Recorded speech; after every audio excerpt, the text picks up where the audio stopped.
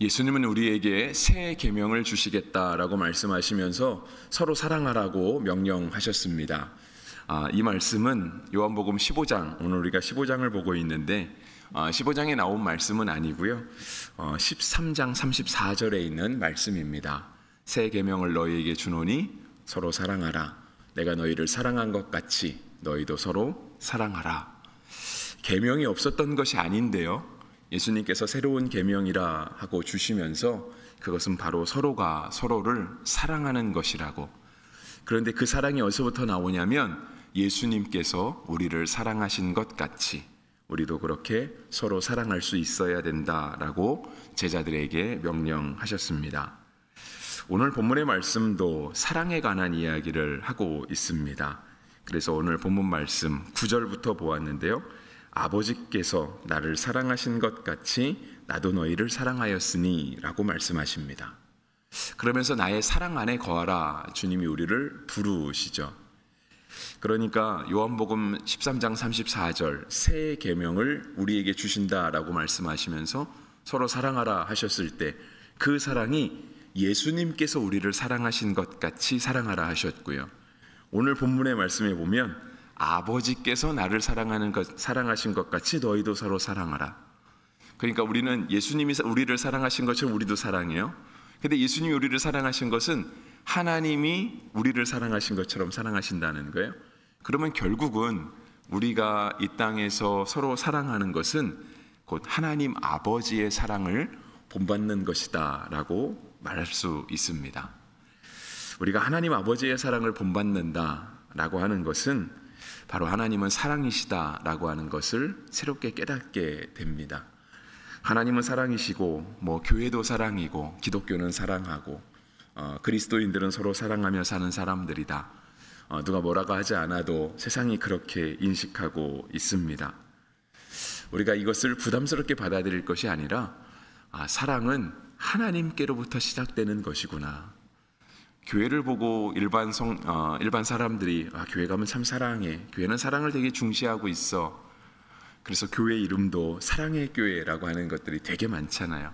유명한 서울에 있는 사랑의 교회만이 아니라 여기저기 찾아보면 사랑의 교회라고 불리는 교회들이 참 많이 있습니다. 거의 교회와 사랑은 동격으로 여겨지는 거죠. 그런데 그것의 시작은 어디서부터 나오는 것인가? 바로 우리 하나님 아버지로부터 나오는 것이라고 성경은 말씀하고 있습니다. 하나님은 사랑이시다라고 말하는 것은 요한 1서에 나타나 있죠. 그러니까 오늘 책도 요한복음, 요한 1서도 다 사도 요한이 쓴 걸로 여겨지고 있습니다. 그래서 학자들은 요한 문서다라고 이야기도 합니다. 그러니까 요한복음, 요한 1서, 요한 2서, 요한 3서, 요한 계시록까지 요한 문서라고 부르기도 하는데요. 요한일서 4장 8절에 보시면 사랑하지 아니하는 자는 하나님을 알지 못하나니 이는 하나님은 사랑이심이라 했습니다. 우리가 이 땅을 살아가면서 서로 사랑할 때 그것은 곧 예수님께서 우리에게 주신 새 계명이기도 하고요.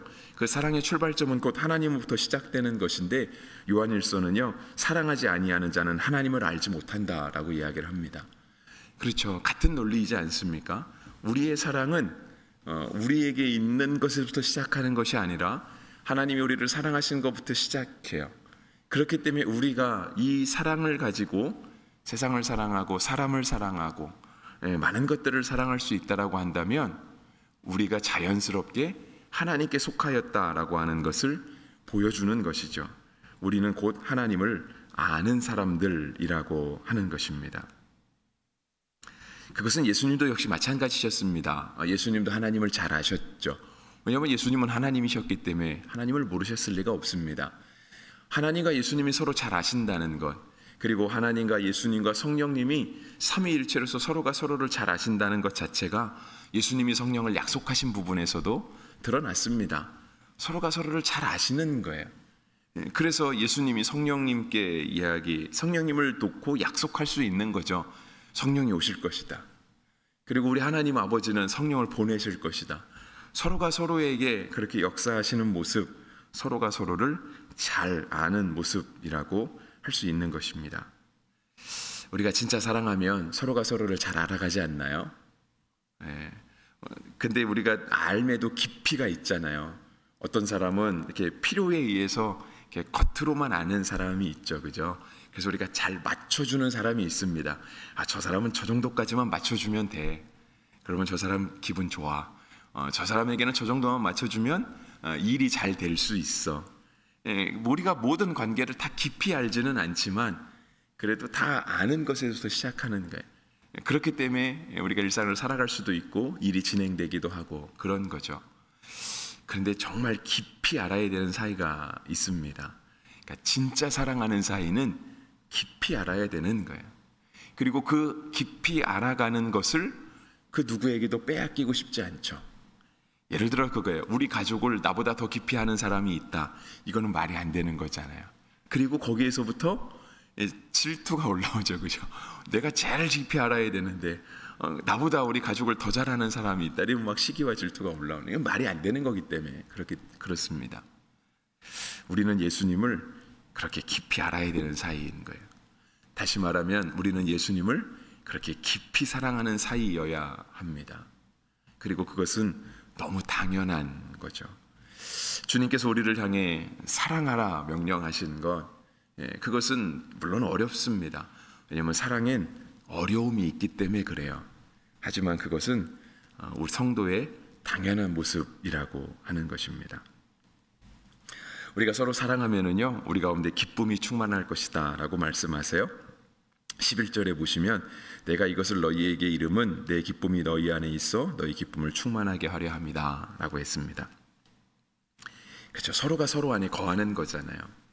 우리가 예수님을 알고 예수님은 하나님을 알고 또 우리도 하나님을 알고 하나님 우리 안에 거하시고 우리가 서로 사랑하면 다 예수님 안에 거하게 된다 그러는데요. 그 함께하는 기쁨이 있는 거죠. 함께하는 즐거움. 오늘 우리가 하루를 살아갈 때 오늘 우리에게 예정된 일들 중에 내가 누구를 만남으로 굉장히 기뻐할 일, 기대할 일이 있다 생각해 보세요. 아니면 오랜만에 친구를 만나거나 아니면 오랜만에 너무 좋았던 사람을 다시 만날 일이 있다라고 한다면 단지 그 사람을 만나는 것만 가지고도 기뻐할 수 있잖아요. 아니면 우리에게 너무 오늘 기쁜 일이 예정돼 있어요. 무슨 뭐 학교 통지서를 받는다던가 그런 일이 있다고 해보세요. 그럼 그 시간이 너무 기대되고 너무 기뻐하지 않겠습니까? 주님이 우리의 삶에 그렇게 임하시는 거예요. 주님이 우리의 삶에 그렇게 함께 하시는, 우리 일상 속에서 주님을 그렇게 만나는 거죠. 기쁨이 넘치는 삶, 그러한 삶이 주님을 알아가고 주님을 사랑하고 사랑을 나누며 살아가는 삶 가운데 있는 것입니다. 쉽지는 않습니다. 사랑에 늘 어려움이 있습니다. 그 사랑의 어려움을요, 오늘 본문도 이야기하고 있는데요. 13절 보시면 이렇게 기록하고 있죠. 사람이 친구를 위하여 자기 목숨을 버리면 이보다 더 큰 사랑이 없나니 라고 말씀하고 있어요. 예수님은 우리를 위해서 생명을 내어주셨죠, 그죠? 그러니까 사람도 다른 누군가 사람을 위해서 자기 생명을 내어준다는 건 사실상 있을 수 없는 거죠. 근데 간혹가다 우리가 그러한 이야기를 들어요. 근데 이제 들은 얘기가 잘 안 믿기니까 이제 그런 것들을 조금 더 느끼기 위해서 오감을 사용하죠. 어떤 영화를 보기도 하고요, 어떤 소설을 읽기도 하고요, 아니면 아주 진한 사랑 이야기를 우리가 듣기도 합니다. 그냥 그런 사랑이 있다고는 들었는데 그런 사랑이 설마 있겠어? 그러니까 우리가 그것을 더 느끼기 위해서 다른 매체들을 이용하는 거죠. 근데 그런 이야기나 그런 어떤 매체들을 접하면 어떻게 저렇게 사랑할 수 있을까라고 하는 것들, 진짜 그 사랑의 숭고함들을 느끼게 되잖아요. 그만큼 사랑이 우리 가운데 어렵다는 것을 보여주고 있는 것이기도 해요. 고린도전서 13장 사랑장이라고 이야기를 하잖아요. 사랑의 성품들을 보면 얼마나 어려운 게 많은지 몰라요. 오래 참아야 되는 것부터 시작해서 그 어느 것 하나 사랑의 성품은 쉬운 게 없어요. 간혹가다 사람들이 그 사랑에 실패하는 경우, 사랑의 어려움을 겪는 이유가 있잖아요. 사랑이 어렵기 때문에 그렇거든요. 사람 간에 나누는 사랑도 어려워요. 근데 우리가 주님의 사랑을 배워가야 되는데 당연히 어려울 수밖에 없습니다.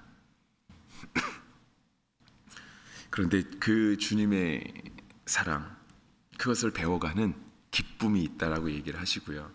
그 사랑하며 살아가는 것들이 주님께서 우리에게 주신 새 계명이라고도 이야기를 하시고, 그 사랑하며 살아갈 때 주님께서 우리에게 주시는 보상이 있다고도 오늘 본문은 이야기하세요. 15절 말씀입니다. 이제부터는 너희를 종이라 하지 아니하리니 종은 주인이 하는 것을 알지 못함이라. 너희를 친구라 하였노니 내가 내 아버지께 들은 것을 다 너희에게 알게 하였음이라 했습니다. 사랑하며 사는 것 어렵습니다. 그런데 사랑하며 살 때 주님께서 우리를 더 이상 종이라 칭하지 않으시는 거예요.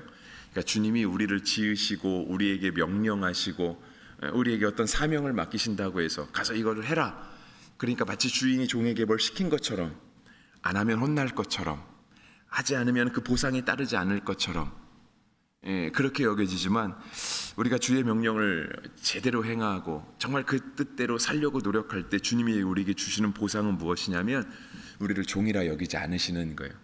물론 우리는 우리 스스로 하나님 앞에 그렇게 겸손하게 표현할 수 있어요. 우리는 주의 종입니다. 우리는 주의 사명을 받은 무익한 종에 불과합니다 라고 우리 스스로는 주님께 겸손함을 표현할 수 있지만, 주님은 우리를 그렇게 보지 않으신다라고 하는 거예요. 주님은 우리를 친구라 부르시는 거예요. 예수님을 표현하는 단어들이 굉장히 많죠, 그죠? 예수님은 선한 목자시다. 예수님은 양의 문이시다. 예수님을 향해서 많은 표현들을 할 수 있습니다. 그런데 우리가 예수님을 향해 친구라고 부를 수도 있어요. 오늘 우리 찬양도 그거였잖아요. 찬송가 92장. 위에 계신 나의 친구, 그의 사랑 지극하다. 이는 예수 그리스도, 나의 구주, 나의 친구. 우리가 주님을 향해서 친구라 부를 수 있을까? 친구 간엔 서로 이름을 부르잖아요. 말도 편하게 하고. 우리가 예수님의 이름을 함부로 부를 수 있을까요? 십계명에는 우리가 주의 이름을 함부로 부르면 안 된다고, 주의 이름을 망령되이 부르지 말라. 우리가 친구의 이름을 함부로 막 부르잖아요. 주님과의 그만큼의 친밀함이 있는 거죠. 근데 그 친밀함이 과연 어디서 오겠냐는 거예요. 그만큼 깊이 알아야 되지 않겠습니까? 그만큼 깊이 알아야 그렇게 함부로 할 수 있는, 정말 편안하게 할 수 있는 친밀감이 오는 거고요. 그렇게 깊이 아는 사이는 사랑하는 사이라고 하는 거예요. 근데 그 사랑은 우리 하나님께로부터 오는 사랑. 그 사랑의 출발점은 바로 하나님께로부터 내려온다 하는 것이죠. 이렇게 사랑의 큰 보상이 따를 때 주님이 우리에게 이러한 사랑을 할 수 있게 하시는 근거가 있어요. 그거는 하나님은 사랑이시다라고 표현하는 요한일서에서도 찾아볼 수 있고, 오늘 본문에서도 찾아볼 수 있고요. 오늘 본문에 있는 앞의 내용에서도 찾아볼 수 있어요. 다 같은 의미를 지닌다고 할 수 있는데요. 요한일서 4장 16절에 보시면 하나님이 우리를 사랑하시는 사랑을 우리가 알고 믿었노니 하나님은 사랑이시라. 사랑 안에 거하는 자는 하나님 안에 거하고 하나님도 그의 안에 거하시느니라. 오늘 본문에서도 그런 얘기 하시죠. 10절에 내가 아버지의 계명을 지켜 그의 사랑 안에 거하는 것 같이 너희도 내 계명을 지키면 내 사랑 안에 거하리라. 서로가 서로 안에 거하는 관계라고 이야기를 하세요. 서로 사랑하면, 하나님은 사랑이시기 때문에 서로가 서로 안에 상호 내주할 수 있다라고 하는 거예요. 마치 하나님이 예수님을 잘 아시고 예수님이 성령님을 아시고 성령님은 또 하나님을 아시고 서로 내주하시는 것처럼 그러한 관계를 우리가 주님과 가질 수 있다라고 하시는데요. 그것이 오늘 본문에는 있지 않지만 어저께 본문 요한복음 15장이 시작되는 15장 1절에도 기록이 되어 있어요. 나는 참 포도나무여 내 아버지는 농부라. 물은 내게 붙어 있어 열매를 맺지 아니하는 가지는 아버지께서 그것을 제거해 버리시고 물은 열매를 맺는 가지는 더 열매를 맺게 하려 하여 그것을 깨끗하게 하시느니라. 그러면서 5절로 넘어오시면은요. 15장 5절 나는 포도나무요 너희는 가지라. 그가 내 안에 내가 그 안에 거하면 사람이 열매를 많이 맺나니 나를 따라서는 너희가 아무것도 할 수 없습니다. 우리가 주님께 이렇게 붙어있는 존재라고 이야기를 하세요. 이것이 우리가 하나님과 살아가는 성도의 아름다운 모습이 되는 것입니다. 오늘 하루를 살아갈 때, 그렇죠? 우리는 그냥 세상에 던져진 존재로, 아니면 세상에서 무언가 해야 될 숙제가 있는 존재로 그렇게 세상을 살아가는 것이 아니라 포도나무이신 원줄기이신 예수님께 붙어 있는 사람. 그래서 거기서부터 올라오는 그 영양분, 그 공급하심을 받으면서 살아가는 사람, 그것이 바로 성도의 삶이 되는 것입니다. 그때 우리가 주님을 더 깊이 알아가게 되고 주님과 거하게 되고 그 사랑을 본받아서 사랑할 수 없는 세상도 우리가 사랑하게 될 줄을 믿습니다. 우리가 가진 것으로 사랑할 것이 아니라 주님이 우리에게 거하심으로, 우리는 또 주님 앞에 거함으로 주님이 주시는 은혜와 능력을 가지고 이 세상을 사랑으로 채워갈 수 있는 그 새 계명, 그것을 잘 감당할 수 있는 복된 하루가 되시기를 주의 이름으로 축복합니다. 기도하겠습니다.